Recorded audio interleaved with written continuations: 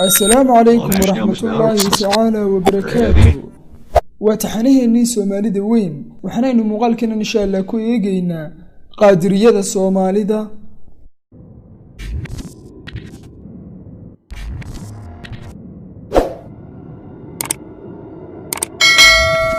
طريقة قادرية وطريقة وجوم جوين الرعسيين دتك الدجن ولك الصومالي وين الصومالي عنفر iyo oroma balihi meel kasta oo aad dhulkaas ka booqatana waad kula kulmaysaa xarun ay xirtoodu ku leedahay iyo magaca Sayid Cabdulqaadir Jeylaani oo meesha aad cagta dhigtaba kaaga horeeya inkasta oo uu ku sii daba yar yahay deegaanada Soomaaliyeed waayahan xuska suufinimada iyo qadiyadaheedii taasna ay keensadeen cilmiga iyo cadaadiska bulshadaas ka soo fuulay dhinacyada nolosha dhaqaalaha siyaasadda iyo dhinacyadii bulsheedba ruux kastana hamigiisa ugu horeeya uu noqday jidinka wixii uu marin lahaa ee dheefsan lahaa duruuftaasna ay u dhex raacday bulshada Soomaaliyeed duulaan calmaaniyadeed oo heer dawladeed heer gobol ilaa heer degmo gaarsiisani dariiqadan qaadiriyada waxa Soomaalida geliyay muhaajiriintii ka hayaamay Yemen iyo Xadramuut ee degay Muqdisho Saylac Berbera Baraawe Marka iyo magaalooyinka xeebaha ee kale waxana ay horseeday isku xidhan bulsheed oo diin ku dhisan kana dhaxeeya dadkii magaalooyinka iyo baadiyayaashoodii waxay qaadiriyadu si rasmi ah u dhex qaadayga Soomaaliyeed waagii 1919kii markii uu xarun uga aasaasay Sheekh Ibraahim Xasan Barre deegaanka Baar Dheere balse kacaankan cusub ee waayahan qaadiriyadu waxa uu si rasmi ah u soo bilaabmay 1909kii miilaadiga waxaana ka qayb qaatay culimo ay kamid ahaayeen Sheekh Ismaaciil al-Muqdishi iyo Sheekh Suufi haddii aynu eegno sooyaalka Sheekh Cabdiraxmaan Saylaci waa Sayid Cabdiraxmaan ibn Ahmed as-Saylaci oo qaadiriyada ka tirsanaa waxaana uu dariiqada ka laqamtay Sheekh Ismaaciil ibn Umar al-Muqdishi Sheekh Cabdiraxmaanna waxa uu ku talax tagay oo ka hirqaday aqoonta suufinimada iyo habdhaqankeeda iyo ka bogashadeedaba waxa uu sidoo kale ka dhargay oo ka jiba keenay barashada afka Carabeed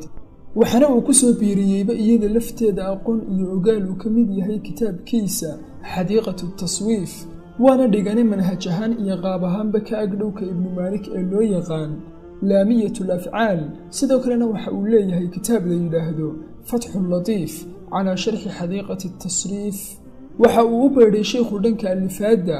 waxana uu banka abuuray dhowr kitaab oo uu kamid yahay mid uu kaga faaloonayo siirada iyo sooyaalka nabiga oo kooban oo dhalashadiisii ka hor ilaa dhimashadiisii ah waxa uu sidoo kale dhigane ka banka abuuray siirada iyo sooyaalka Sheekh Cabdulqaadir Jeylaani isagoo ka faaloonaya halka uu ku dhashay xilligii uu Baqdaad galay iyo arrimihii ay ka xuseen ee ka tibaaxeen dadkii la xilliga ahaa ee karaamooyin ahaa balse arrinka ugu mudnaa ee waariyay xuska Sheekh Saylaci waa dhanka gabayada oo waxa uu ku gabiyay oo geeraaro ka sameeyay afka Carabeed isagoo oo ilaalinaya qaafiyada iyo dhismaha maansada kuna dhaadanaya oo joogteynaya Carabidii fasiixa ahayd iyo hadalkii xeesha dheera ee balaaqada lahaa meelaha uu ka gabiyo ama arrimaha ay gabayadiisaasi daaran yihiinna waa kuwo ay ka maansoodaan suufiyiintu oo badankoodu waa nabi ammaan tirinta muujisooyinka nabiga sallallahu calayhi wasallam u ilashada Sheekh Cabdulqaadir Jeylaani iyo saalixiintii iyo ku baaqista akhlaaqda iyo anshaxa kooda wanaagsan u boholiyowga iyo daltabiyada u haysan Najdi iyo Xijaas iyo xajkii iyo booqashada Madiina iyo aragga jinka geeraradaasna badanka waxa la qabtaa xilliyada farxadaha iyo ciidaha iyo dabaaldegyada suufiyada iyo xuska Caashuura ee habeenkii dhalminta nabiga habeenka Laylatul Qadriga salaada jimcaha dabadeed iyo siyaarooyinka ama maqaamyada loo sameeyo waarsiinta iyo jirsiinta xuska dadkii haldoorka ahaa iyo culimadii wanaagsaneed ee dariiqada qaadiriyada waxa uu caan ka ahaa oo awoodiisu ay saameyn ka lahayd deegaanada waqooyi ee Soomaalida gaar ahaan qabiilka Isaaqa dhexdiisa isaga iyo Sheekh Weysna Berbera ayay ku kulmeen isaga ayuuna ka qaatay dariiqada qaadiriyada Sheekha Saylaci ahina waxa uu ku dhintay deegaanka Qalinfuul ee Jiida Ogaadeenka sanadkii 1883kii miilaadiga oo ku aadanayd 1299kii hijriga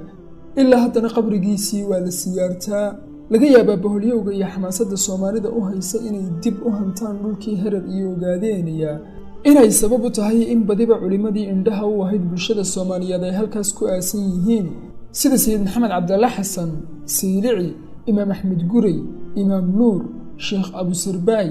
haddaynu iminkana isla eegno sooyaalka sheekh aweys alqaadiri waa sheekh xaaji aweys ibnu xaaji maxamed ibnu maxaad ibnu bashiir oo u dhashay baawe madhabkiisuna uu yahay shaafici dariiqadiisuna ay tahay qaadiriya caqiido ahaanna ashcari ah kuna aasan biyoolay waxa uu ku dhashay magaalo xeebeedda baraawe 1263 hijriga oo ku aadan 1846 miilaadiga noloshiisa waxa uu ka bilaabay ardaynimo uu dugsi quraanada wax ka baran jiray ugu horreyntiina waxa uu qaatay oo ka laqimtay dariiqada qaadiriyada sheekh cabdiraxmaan saylici balse waxaa la tibaaxaa in sheekh saylici laftiisu uu u yimi dhimashadiisii 2 sano ka hor dariiqadana uu ka qaatay ardaygiisii isaga waxa uu nolosha ka bilaabay diin barasho kadibna uu adeegista dadkii wanaagsanaa ee waayahaasi cabsida ku sheeganaa waxaana uu u socdaalay dhanka baqdaad halkaas ayuuna kaga soo laqantay dariiqadaas qaadiriyada sheekhii ka dhaxlay hoggaanka dariiqadaas sheekh cabdilqaadir jaylaani oo ahaa sheekh mustafa ibnu sayid salmaan sheekhaas ayaa markii uu baray dhismihii iyo jiritaankii dariiqadii qaadiriyada u soo diray dhulka soomaalida kenya xeebaha bariga afrika tanganiika iyo sinjibaar si uu dacwaddaas ugu baaqo magaca sheekh aweys wuu baahay kadib markii uu ku soo laabtay banaadir waxaana uu ka mid noqday dadka milgaha iyo maamuuska kula jeedaas ee uga qaateenka ah balse caanimadiisaasi waxa ay gaadhsiisay heer laga aamino arrimo diinka baxa oo nin deegaanka xeebaha ku noolaa ayuu sakaraadkii geeridu qabtay dad ayaana u qabsaday in uu hanti aabbahood ka hayay arrinkii markii uu kululaadayna waxa uu gaadhay suldaankii sinjibaar ee sayid barqash ibnu siciid suldaankaasina markii ay dhacdadaasi ku adkaatay waxa uu amray in arrinka loola tago sheekh aweys isaga oo ku tibaaxaya in uu isagu xal u helayo oo uu awoodo sheekh aweys in uu soo nooleeyo dadkii dhintay waxaa sidoo kale jira arrimo laga soo wariyo sheekh aweys oo ay ka mid yihiin in sayid axmed ibnu idriis laftiisu uu ku sii bishaareeyey oo dadka uga yimaada dhanka banaadir waxa uu ku odhan jiray ma idinku jiraa qof reer baraawe ahi haddii ay yidhaahdaan haa waxa uu ku odhan jiray waxa baraawe ka soo bixi doono weli ka mid ah weliyada ilaahay ee waaweyn magaciisuna waxa uu noqon doonaa sheekh aweys inta aanu soo bixinna dhulka xeebaha oo dhammi innaga ayuu gacanta inoogu jirayaa haddiise uu soo baxo isaga ayuu u gacan gelayaa ee xertayday haddii aad la kulantaan sheekh aweyska qaadiriga ah ka barakaysta dariiqada qaadiriyaduna waa ta ugu toolmoon ee ha ka hor imanina tabintaasi ama sax ha ahaato ama yaanay ahaane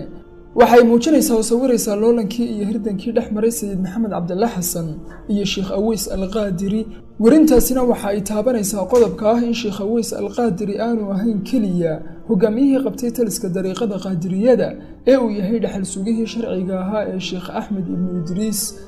sayid maxamed cabdallana aanu dhaxalkaas sayid axmed ibnu idriis nasiib ku lahayn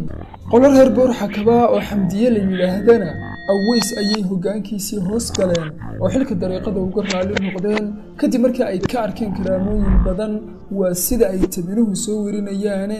qodobkaasina dabkii ka dhex oognaa sayidka iyo aweys ayuunbuu sii huriyey sayid aweys waxa uu muddo rubuc qarni ah xoogga saarayay socdaalka iyo dalxiiska sida ay warinayaan tabinuhuna waxaa la jiray sayid khadar calayhi salaam waxaana uu khadar masjid uga dhisay aagga xarbi ee u dhexeeya biyamaal iyo wacdaan karaamooyinka u shaacbaxay sheekh aweysna waxaa ka mid ah in uu daweyn jiray waalida sixirka baraska juudaanka iyo kuwayowga la midka ah waxaana uu ahaa nin dhuuban oo aad u qurxoon waxa uu ahaa gabayaa afmaal ah gabaygiisuna uu ku sheegan yahay habdhaca iyo luuqda waxaana suugaantiisii ay ilaalisay oo ku dhowrtay deegaankiisan afka carbeed iyo aqoonta islaamiga ah dadka ka tirsan dariiqada qaadiriyaduna ilaa hadda